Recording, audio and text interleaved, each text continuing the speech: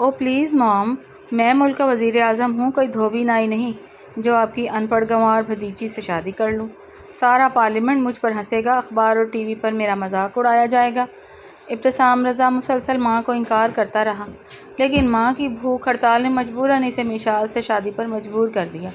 ابتسام، میری طرف دیکھو، شادی ہو گئی ہے، اب مانو یا نہ مانو وہ اس گھر کی عزت ہے، بیگم شمسہ نے بیڈ پر ٹیک لگاتے ہوئے کمزور آواز میں کہا۔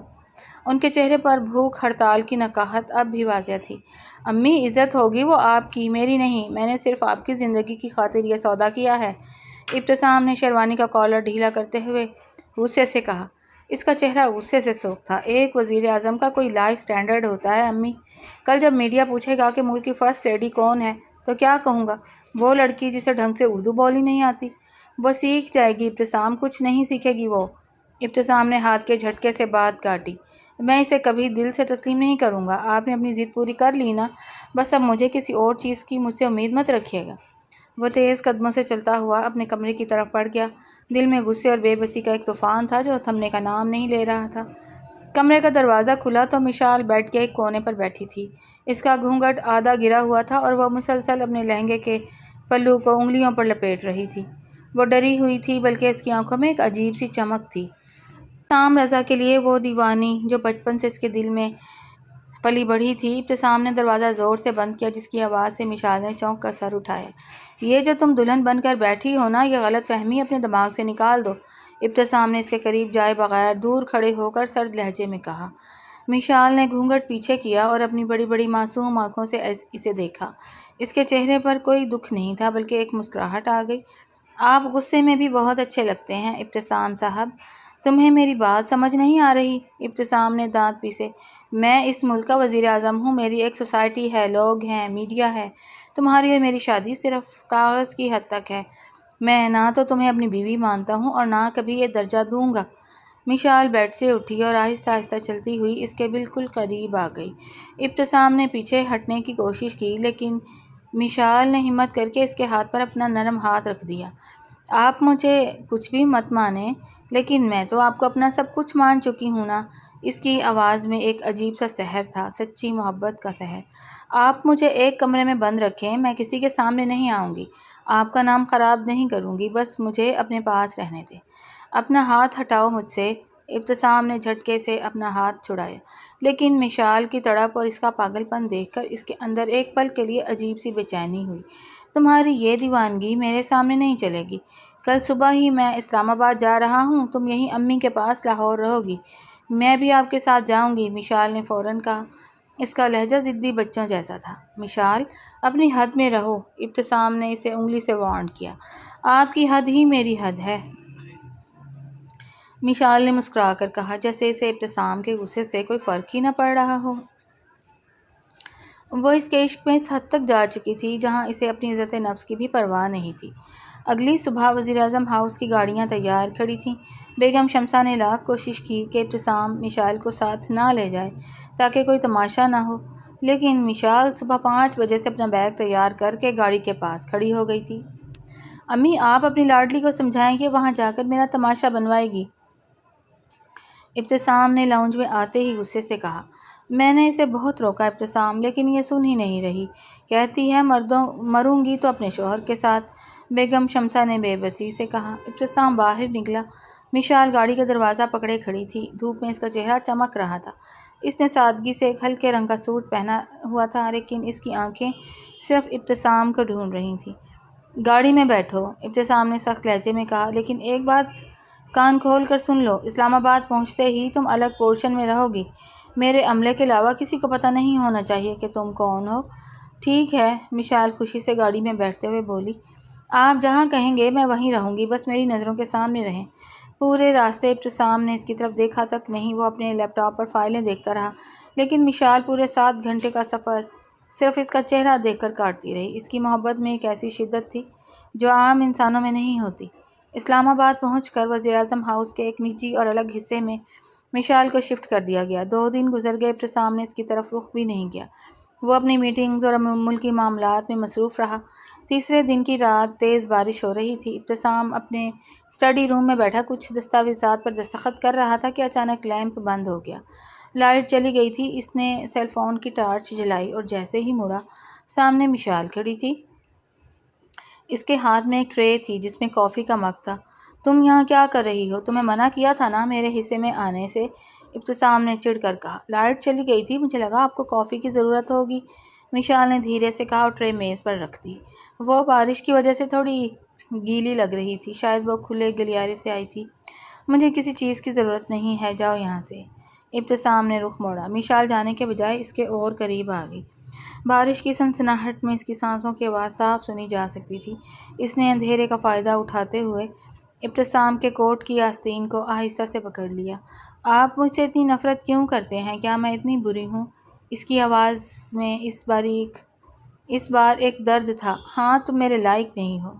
ابتسام نے اس کا ہاتھ جھٹکنا چاہا، لیکن مشال نے اس بار پوری طاقت سے اسے تھام لیا۔ میں سیکھ لوں گی ابتسام، جو آپ کو پسند ہے میں وہ بن جاؤں گی، بس مجھے خود سے دور مت کریں، میں آپ کے بغیر پاگل ہو جاؤں گی۔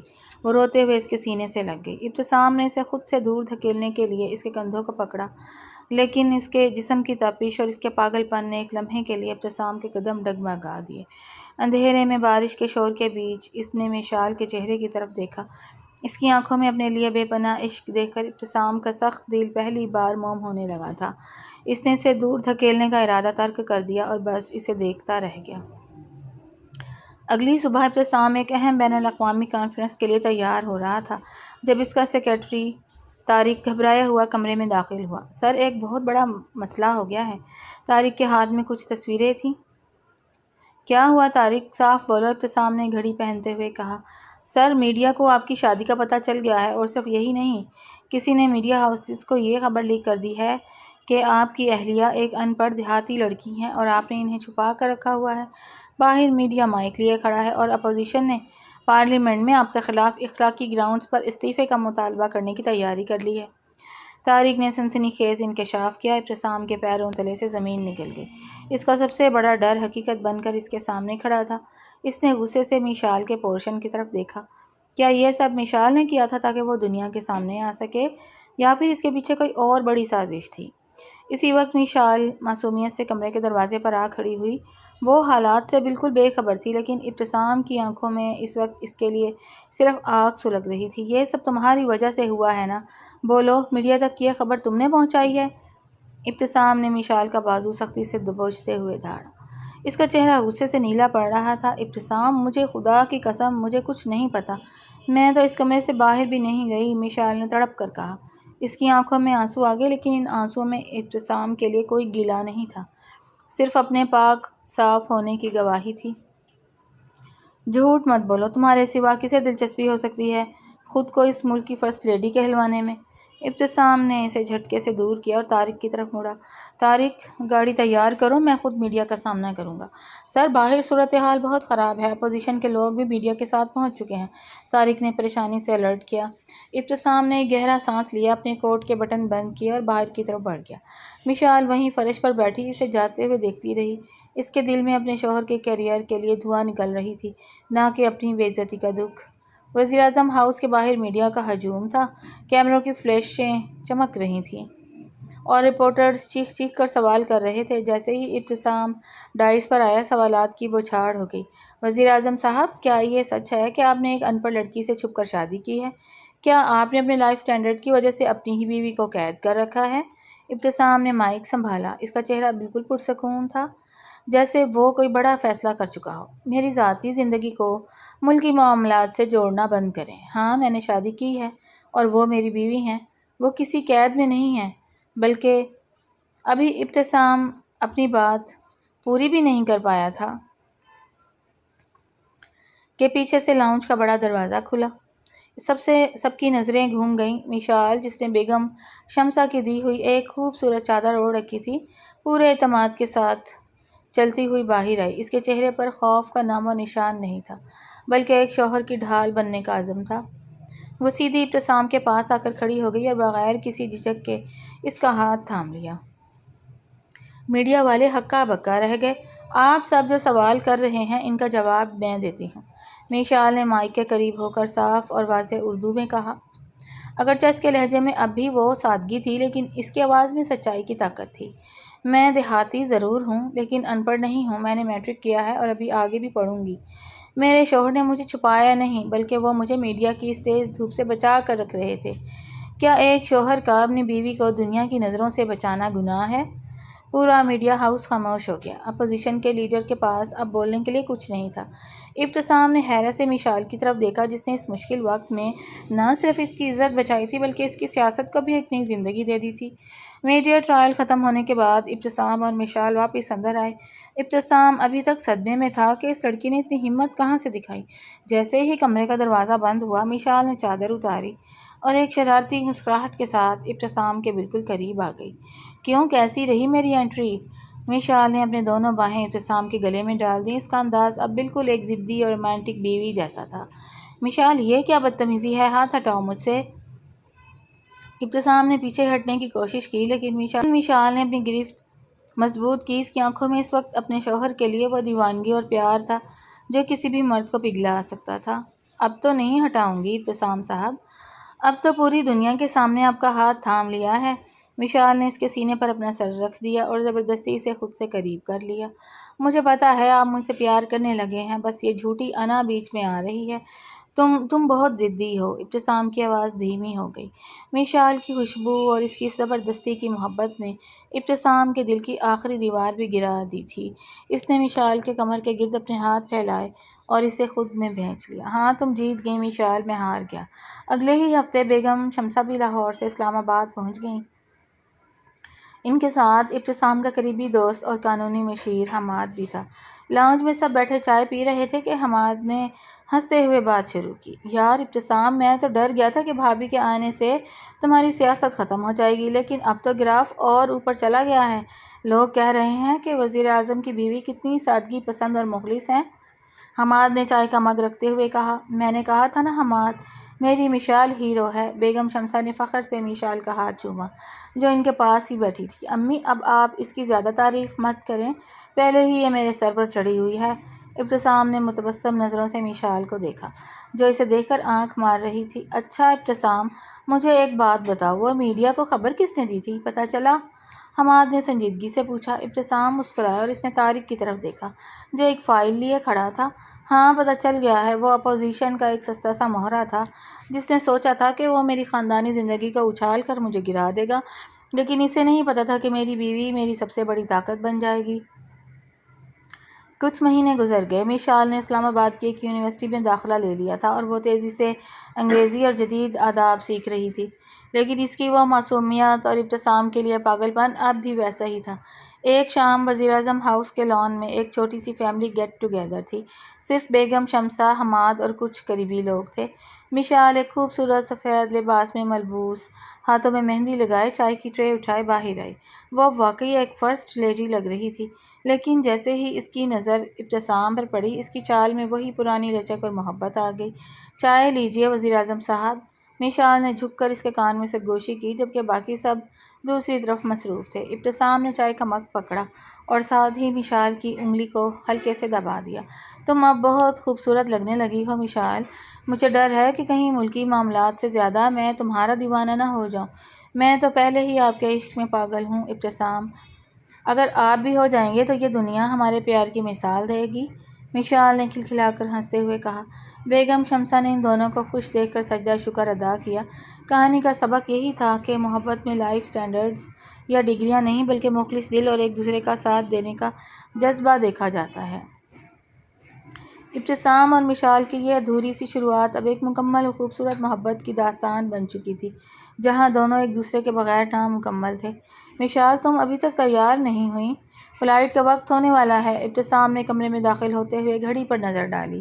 وہ اپنے سرکاری دورے کے بعد سیدھا گھر آیا تھا جہاں سے ان دونوں کو ایک نجی چھٹی پر مری روانہ ہونا تھا۔ میشال جو شیشے کے سامنے کھڑی بال سنوار رہی تھی پلٹ کر مسکرائی۔ اس نے گہرے نیلے رنگ کا ایک خوبصورت سلک کا سوٹ پہن رکھا تھا جس پر اس کی کھلی رنگت اور بھی نکھر رہی تھی۔ میں تو کب سے تیار ہوں، بس آپ کا انتظار تھا وزیر اعظم صاحب۔ وہ چلتی ہوئی اس کے پاس آئی اور اس کی ٹائی کو ٹھیک کرتے ہوئے شرارت سے بولی۔ ویسے سنا ہے مری میں موسم بہت رومانٹک ہے، آپ وہاں بھی فائلیں کھول کر تو نہیں بیٹھ جائیں گے؟ ابتسام نے اس کی کمر کے گرد بازو پھیلا کر اسے اپنے قریب کھینچا، جس سے میشال کی سانسیں ایک لمحے کے لیے رک گئیں۔ اگر بیگم اتنی خوبصورت ہو تو کوئی بیوقوف ہی ہوگا جو فائلوں میں دل لگائے گا۔ اس نے جھک کر میشال کے گال پر اپنے لب رکھ دیے۔ میشال کا چہرہ شرم سے سرخ ہو گیا اور اس نے ہنستے ہوئے خود کو اس کی گرفت سے چھڑایا۔ چلیں اب، ورنہ طارق باہر کھڑا کھڑا تھک جائے گا، میشال نے اپنا ہینڈ بیگ اٹھاتے ہوئے کہا۔ دونوں ہنستے مسکراتے ہوئے گاڑی کی طرف بڑھ گئے، یہ سوچے بغیر کہ اس سفر میں ان کا کیا انتظار کر رہا تھا۔ گاڑی مری کے بل کھاتے راستوں پر دوڑ رہی تھی۔ باہر بادل پہاڑوں کو چھو کر گزر رہے تھے اور ہلکی ہلکی بوندا باندی شروع ہو چکی تھی۔ گاڑی میں ہلکی آواز میں موسیقی چل رہی تھی اور میشال نے ابتسام کے ہاتھ اپنے دونوں ہاتھوں میں تھام رکھا تھا۔ وہ بار بار اس کی ہتھیلی پر اپنی انگلیاں پھیر کر اسے تنگ کر رہی تھی۔ میشال، گاڑی چلانے دو، میرا دھیان بھٹک رہا ہے، ابتسام نے مصنوعی غصے سے کہا، لیکن اس کے چہرے کی مسکراہٹ کچھ اور ہی کہہ رہی تھی۔ تو بھٹکنے دینا، میں تو چاہتی ہوں آپ کا دھیان صرف مجھ پر رہے، میشال نے اس کے کندھے پر سر رکھتے ہوئے کہا۔ اس کا یہ پاگل پن اور زبردستی کا پیار اب ابتسام کی زندگی کا سب سے خوبصورت حصہ بن چکا تھا۔ اچانک ایک موڑ مڑتے ہی سامنے ایک کالی گاڑی آ کر رکی۔ ڈرائیور نے زور سے بریک لگائی، جس سے میشال اچھل کر آگے کی طرف ہوئی۔ اس سے پہلے کہ ابتسام کچھ سمجھ پاتا، اس کالی گاڑی سے 3 نقاب پوش مسلح افراد باہر نکلے اور انہوں نے ان کی گاڑی کو گھیر لیا۔ سر نیچے ہو جائیں، ڈرائیور نے چیخ کر کہا۔ سیکیورٹی کی گاڑیاں جو پیچھے تھیں وہ راستے میں آنے والے ایک چھوٹے سے لینڈ سلائیڈ کی وجہ سے کچھ فاصلے پر رہ گئی تھیں۔ یہ ایک باقاعدہ پلاننگ تھی، کیونکہ سیکیورٹی کو جان بوجھ کر پیچھے روکا گیا تھا۔ ابتسام، میشال خوف سے چیخ اٹھی اور اس نے مڑ کر ابتسام کو گلے سے لگا لیا۔ اس کا پورا جسم کانپ رہا تھا، لیکن اس خوف میں بھی وہ ابتسام کے لیے ایک ڈھال بننا چاہتی تھی۔ میشال، میری بات سنو، گاڑی کے نیچے چھپ جاؤ، ابتسام نے اس کے چہرے کو اپنے ہاتھوں میں لے کر کہا۔ اس کی اپنی جان خطرے میں تھی، لیکن اس وقت اسے صرف اپنی بیوی کی فکر تھی۔ ہتھیار بند افراد نے گاڑی کا شیشہ توڑنے کی کوشش کی اور گولیوں کی آواز گونج اٹھی۔ یہ اپوزیشن کے اسی گروہ کی آخری کوشش تھی جو ابتسام کو راستے سے ہٹانا چاہتے تھے۔ گاڑی کا دروازہ زور سے کھلا۔ ایک آدمی نے ابتسام کو باہر کھینچنے کی کوشش کی، لیکن میشال نے اس آدمی کا ہاتھ اتنی سختی سے کاٹا کہ وہ درد سے چیخ اٹھا۔ دور رہو میرے شوہر سے، میشال شیرنی کی طرح گرجی۔ اس کی یہ دیوانگی اب ابتسام کو بچانے کے لیے جنون بن چکی تھی۔ اسی دوران ابتسام نے موقع کا فائدہ اٹھا کر اس آدمی کے پیٹ میں زوردار لات ماری۔ وہ نیچے گر گیا۔ کچھ ہی سیکنڈز میں پیچھے سے سیکیورٹی کی گاڑیاں پہنچ گئیں اور فورسز نے پوزیشن سنبھال لی۔ سیکیورٹی اہلکاروں کو دیکھ کر حملہ آور اپنی گاڑی میں بیٹھ کر فرار ہونے لگے، لیکن فورسز نے ان کا پیچھا کیا اور کچھ ہی دوری پر انہیں دبوچ لیا۔ خوفناک منظر ختم ہو چکا تھا، لیکن میشال اب بھی ابتسام کے سینے سے لگی ہوئی بری طرح رو رہی تھی۔ اس کا دل اتنی زور سے دھڑک رہا تھا جیسے سینے سے باہر آ جائے گا۔ ابتسام نے اسے اپنی باہوں میں سمو لیا اور اس کے سر کو چومنے لگا۔ میشال دیکھو، میں ٹھیک ہوں، کچھ نہیں ہوا مجھے، چپ ہو جاؤ میری جان۔ اس نے زندگی میں پہلی بار میشال کے لیے میری جان کا لفظ استعمال کیا تھا، جس نے میشال کے بہتے آنسوؤں کو ایک پل کے لیے روک دیا۔ میشال نے سر اٹھا کر اس کی آنکھوں میں دیکھا، جہاں اب صرف اور صرف مخلصانہ پیار اور تشکر تھا۔ اگر آپ کو کچھ ہو جاتا تو میں مر جاتی ابتسام، تمہیں کچھ نہیں ہونے دوں گا میں، اور اب تو مجھے یقین ہو گیا ہے کہ جب تک تم میرے ساتھ ہو میرا کوئی کچھ نہیں بگاڑ سکتا، ابتسام نے اس کے گالوں سے آنسو پوچھتے ہوئے انتہائی نرمی سے کہا۔ اس خوفناک واقعے کے بعد سیکیورٹی نے انہیں مری کے ایک محفوظ اور انتہائی خوبصورت VIP ریسٹ ہاؤس میں پہنچا دیا۔ باہر اب رات کا اندھیرا پھیل چکا تھا اور سردی بہت بڑھ گئی تھی۔ کمرے کے وسط میں موجود آتش دان میں لکڑیاں جل رہی تھیں، جس کی ہلکی نارنجی روشنی پورے کمرے کو ایک سحر انگیز ماحول دے رہی تھی۔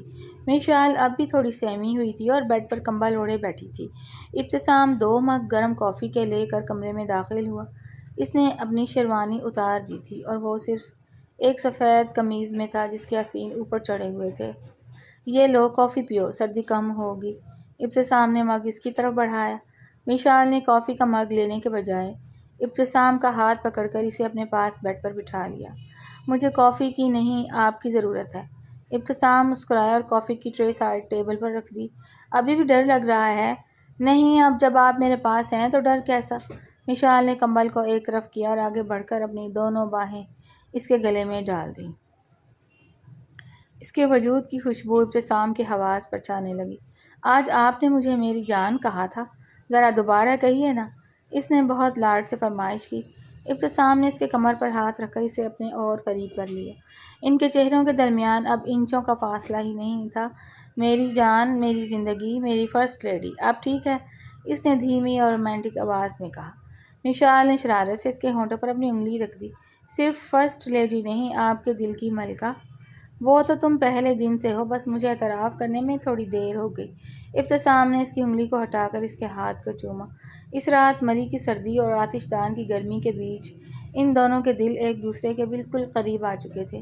مشال کی وہ زبردستی کی محبت اب ابتسام کا سب سے بڑا سکون بن چکی تھی۔ اگلی صبح مری کا موسم بالکل صاف تھا اور دھوپ برفیلے پہاڑوں پر چمک رہی تھی۔ ابتسام اور مشال ریسٹ ہاؤس کے خوبصورت لان میں کھڑے تھے۔ حماد کا فون ابتسام کے موبائل پر آ رہا تھا۔ اس نے کال اٹھا کر اسپیکر پر کر دی۔ یار ابتسام، مبارک ہو، وہ جو حملہ آور تھے وہ سب قانون کی گرفت میں آ چکے ہیں اور ان کے پیچھے جو ماسٹر مائنڈ تھا اس کا بھی پردہ فاش ہو گیا ہے۔ اب تمہاری حکومت کا کوئی خطرہ نہیں ہے۔ حماد کی آواز میں سکون تھا۔ شکریہ حماد، یہ سب میری اس بیوی کی وجہ سے ہوا ہے جس نے میڈیا کے سامنے بھی اور کل رات گولیوں کے سامنے بھی میری جان بچائی۔ ابتسام نے مشال کی طرف دیکھ کر فخر سے کہا، جو لان میں لگے گلاب کے پھولوں کو دیکھ رہی تھی۔ بھائی بھابھی تو واقعی کمال ہیں۔ چلو اب تم دونوں اپنی چھٹیاں انجوائے کرو۔ حماد نے ہنستے ہوئے کال کاٹ دی۔ ابتسام نے فون جیب میں رکھا اور چلتا ہوا مشال کے پیچھے جا کر کھڑا ہو گیا۔ اس نے پیچھے سے مشال کو اپنی باہوں کے حصار میں لے لیا۔ مشال نے چونک کر پیچھے دیکھا اور کھلکھلا کر ہنس دی۔ کیا کر رہے ہیں آپ؟ کوئی دیکھ لے گا؟ اس نے مصنوعی خفگی دکھائی۔ دیکھنے دو، اب تو پوری دنیا جانتی ہے کہ وزیر اعظم اپنی بیوی کے عشق میں پاگل ہو چکا ہے۔ ابتسام نے اس کے کان کے پاس جھک کر سرگوشی کی۔ مشال مڑی اور اس نے ابتسام کی آنکھوں میں دیکھا جہاں اب کوئی تکبر، کوئی لائف سٹینڈرڈ کا غرور نہیں تھا بلکہ صرف سچی اور بے پناہ محبت تھی۔ اس نے ابتسام کا ہاتھ اپنے دل پر رکھا۔ میں نے کہا تھا نا ابتسام، ایک دن آپ بھی میرے عشق میں ایسے ہی پاگل ہوں گے۔ میری جیت تو اسی دن ہو گئی تھی جس دن آپ نے مجھے دل سے قبول کیا تھا۔ ابتسام نے اس کے ماتھے پر محبت کی مہر ثبت کی اور اسے اپنے سینے سے لگا لیا۔ کہانی کا انجام اس حقیقت پر ہوا کہ دنیا کی کوئی ڈگری، کوئی سوسائٹی اور کوئی میڈیا اس محبت کا مقابلہ نہیں کر سکتا جو سچی اور مخلص ہو۔ مشال کا پاگل پن جیت گیا تھا اور ابتسام رضا کو دنیا کی سب سے مخلص اور خوبصورت لائف پارٹنر مل چکی تھی۔